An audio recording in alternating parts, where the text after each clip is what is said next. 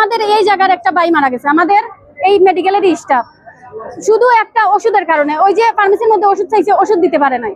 যদি ওষুধটা দিয়ে দিত তাইলে কিন্তু এটা আমরা কেউ মেডিকেলের দায়ী করতাম না, বা মেডিকেলের ক্ষেত্রে মেডিকেলের কারো এই যে ডাইরেক্টরের দোষারোপ করা হচ্ছে, ডাইরেক্টরেরও দোষাদোষি করা হতো না যদি আমাদের স্টাফকে যদি একটা ওষুধ, বেদনার ওষুধ, বেশি তো 5 টাকা হচ্ছে একটা গ্যাস্ট্রিকের ওষুধের দাম।